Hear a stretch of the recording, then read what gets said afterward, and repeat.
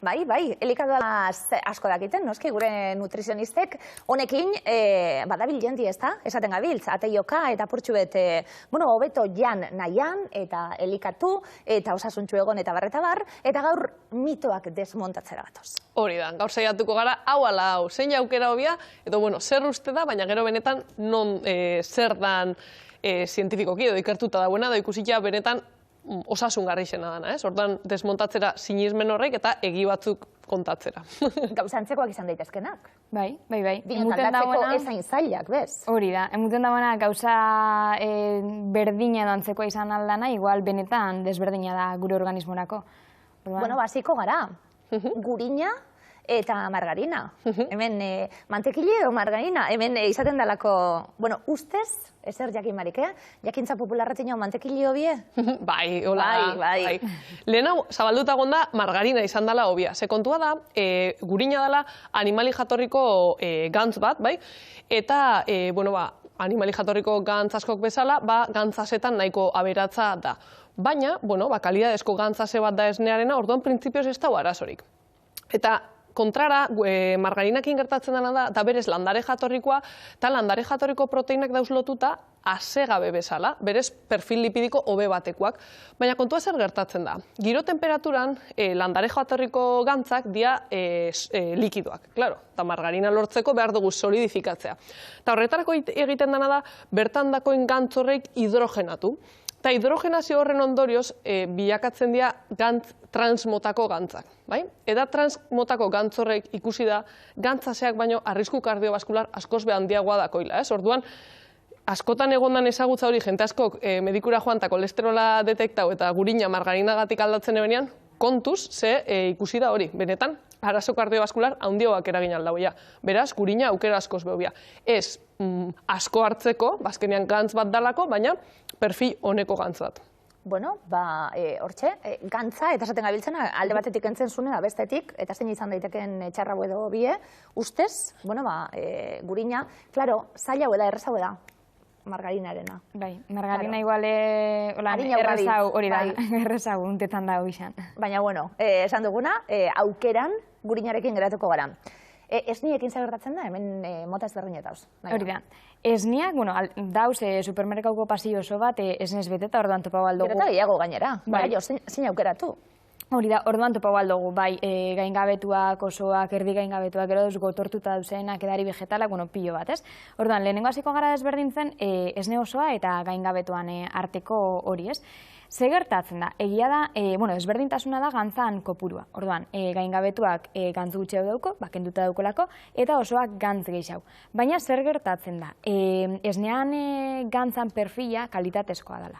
Orduan, egia da, gaingabetu batekin kilokaloria gutxiago hartzen egongo ginela, baina teorikoki, naiz eta holan izan, eta gantz gutxiago hartu, praktikoki behikusi bida zer egin daukon horrek gure gorputzean. Eta gantzasea kalitatezkoa da, eta parte praktikoki asetasuna ematen duzku.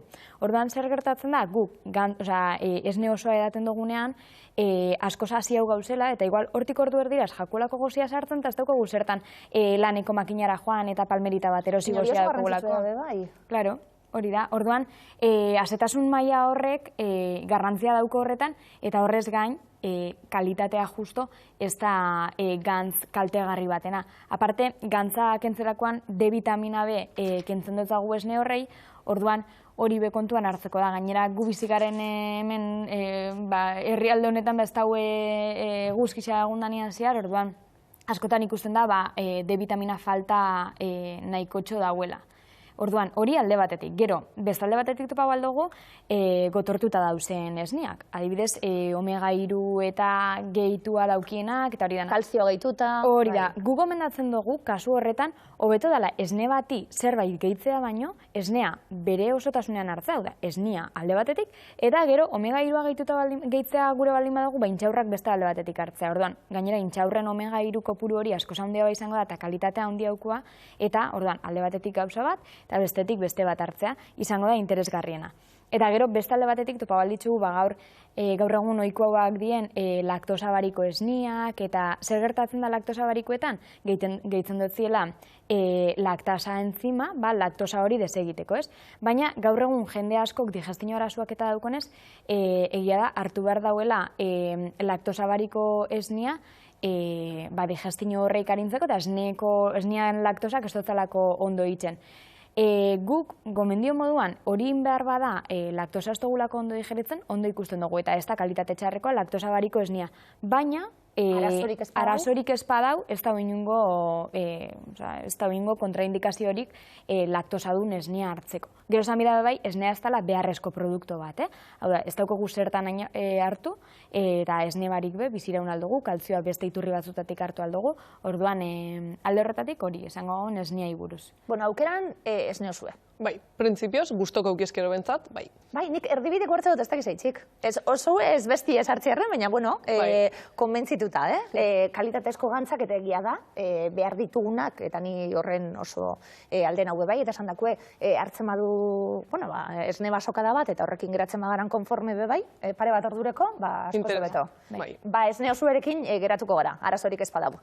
Urrengue, beste mito handi bat, zer gertatzen da, fruta, kasunetan, laranjekin, zukuan...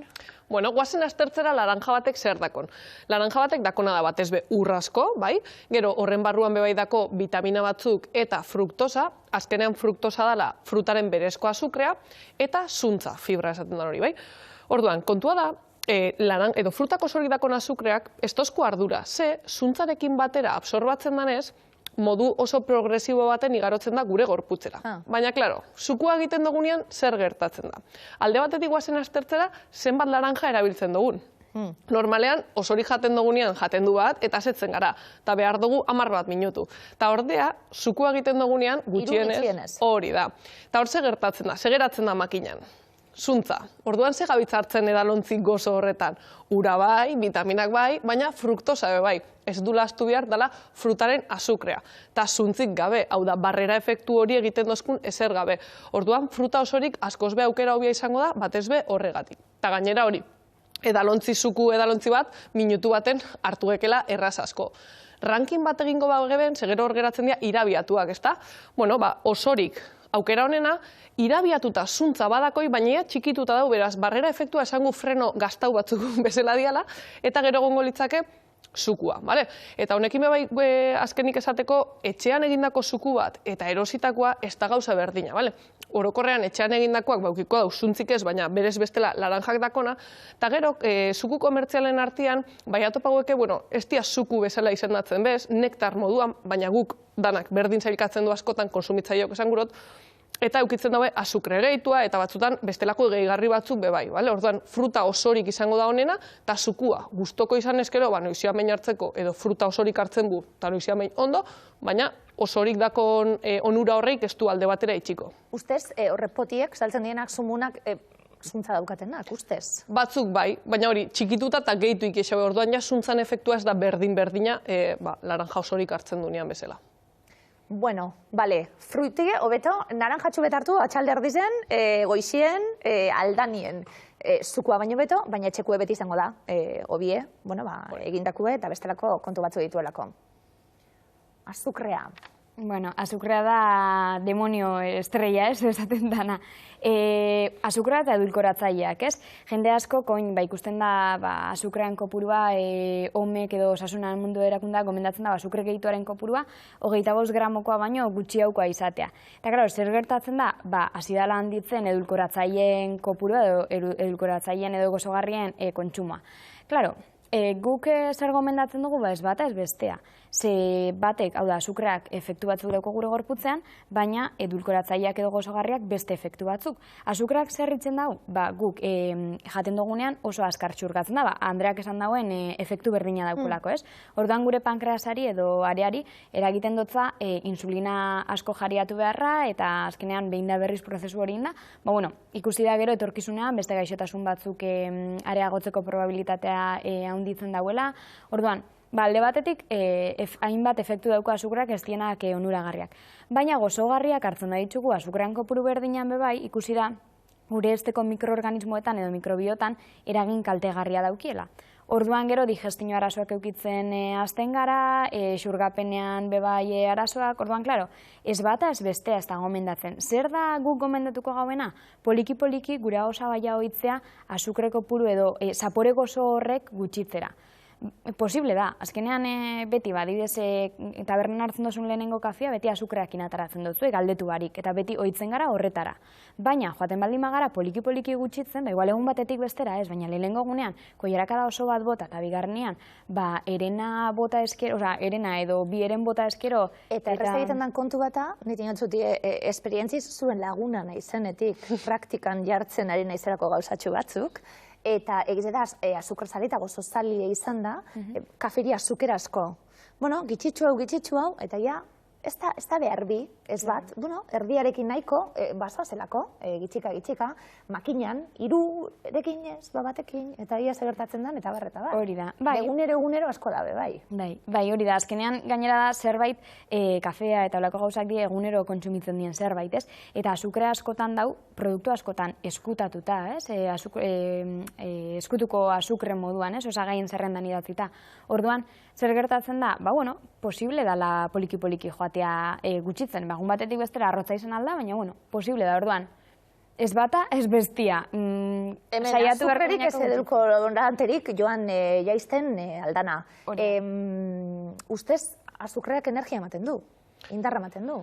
Bai, emuten dago, energia iturri bat bada, baina, klaro, kontutan hartuta gainera adibidez zelan mota dakun askok, dala, eserita goten garen lanak, azukrearen energiaren beharra daku horri aurre egiteko. Igual kirolari batek, entrenatzeko momentuetan eta bar, igual beharrezko dako, baina gure kasuan, gurean bentsat, eserita lan iteko energia iturri hori beharrezkoa da, ez?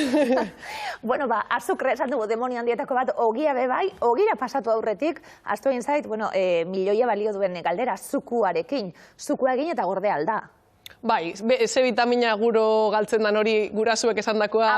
Ama, entzun, a ber, bai.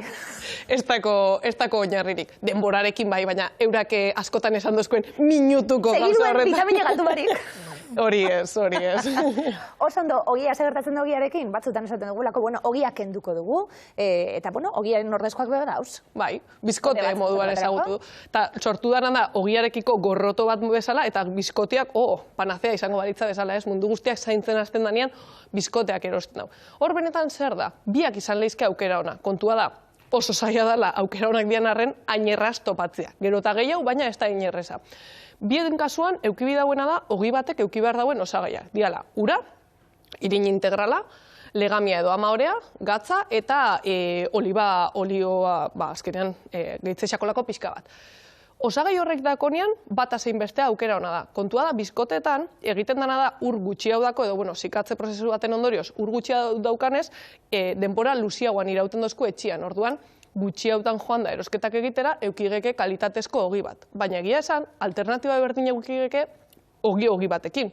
Erosten badugu, adibidez, asteburuan askotan denbora daukagula joateko kalitatezko ogi hori saltzen dagoen lekura, erosi, batzutan bertan xerratzen dago eta bestela etxera heltzian xerratu eta izoskailuan sartzen bu, gero tostadoran momentutxo baten, minutu baten oso ondo geratzen da. Pentsaik esaku dela aukera oso ona, benetan ogiaz disfrutatzen bozu kalitatezko ogi bat etxian eukitzeko.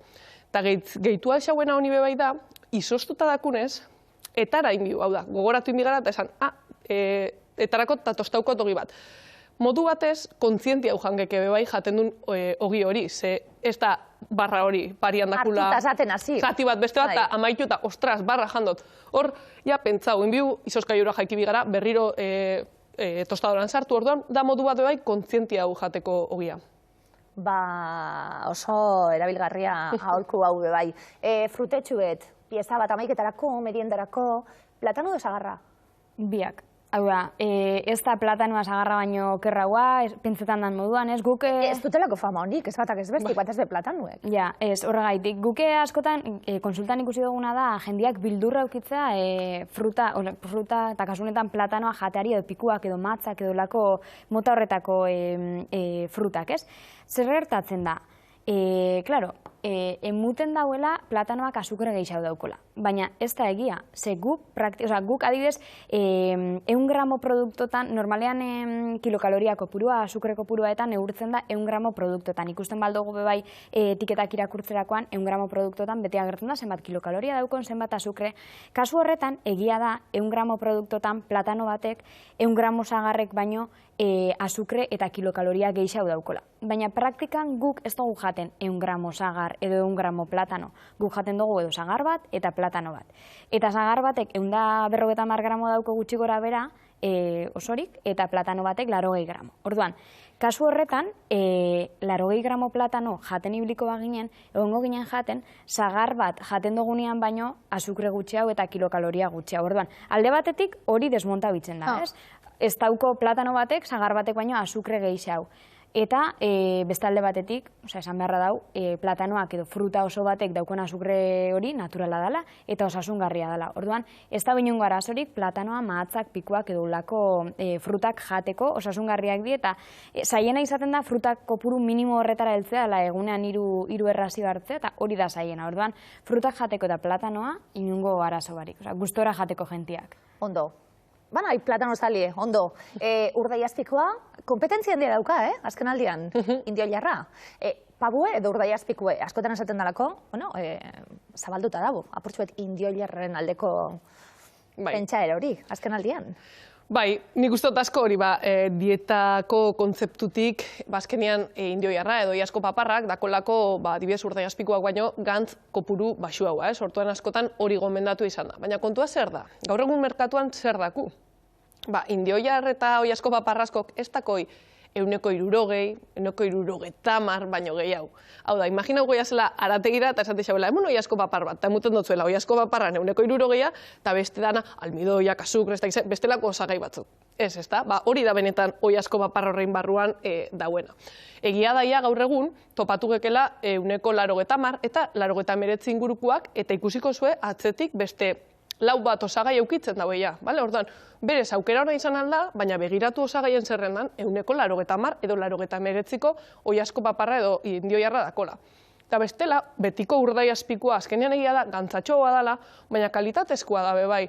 Eta, ondo inako urdaiazpiko bat bada, ze horbe, merkienetan azukrea gehitze xaue, hau da, badakigu urdaiazpikoan arazua dela gatza, baina izatia azukria, ez, baina printzipioz, kalidade batetik goraia, urdaiazpiko hon batek ez da aukera oso ona da eta sartu halko zan, ez igual egunero, baina bere momentua bet topau altxako. Etiketak ikusi, eta esan dakue, indioilarra ikusi, ze kalitatezko dan, eta urdaiazpiko kalitatezko izan da, arazo barik. Jogurrekin emaituko dugu, 0-0,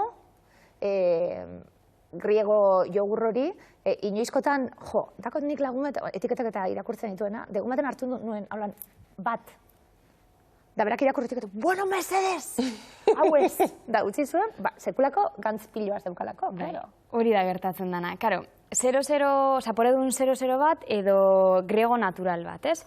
Egia da, griegoak daukula gantz gehitua, ez? Hau da, esne osoak daukun gantzaz gain, askotan nata eta gehitzen dutzie. Baina, guk beti esaten dugu, lehen esan dugu moduan, karo, gantz hori berez kalitatezkoa da, eta azetasuna ematen duzku, eta askotan bai, jogur bat gustora jatea, griego motakoa, eta gero atzaldeanian, azeta egotia garrantzitsua da, zer gertatzen da 0-0ekin, askotan 0-0ak eukitzen da bila gantzak enduta eta azukrea gehituta, edo dulkoratzaileak, orduan, horrek, bai, igual zapore aldetik, azukre zapore hori eman aldotzu, zapore goz hori, baina eski bere ala igual 0-0 dan ez da gantzak enduta daukonez, gozia sartzen jatzu, orduan, zer dago beto, ez? Gu gomendatzen duguna praktikan da, griego motako erabiltza, gainera, zaporetsua da, eta griego motako horrei, gero, fruta sartzea adibidez zapore gozoa emateko, edo marrubizkoa gustatzen jatela, marrubi batzuk, eta satitxok ez jatela gustatzen, triturao marrubiak, dana nahaztu eta lan, benetako marrubizko jogur bat izango da hori, ez? Orduan, guk nahiago dugu griego motakoa gomendatzea naturala, hau da, azukre barikoa, gomendatzea baino 0-0 zapore duna edo azukre duna. Zer gigarria, neskak, batzutan pentsatzen dugulako, 0-0 horrekin ja guztia egina dagoela, baina bestelako irakurketa batekin, irabazi dezakegulako, besandakue, edo indarrien, edo energian, edo aseta geratu eta bar. Eskerrik asko, neska.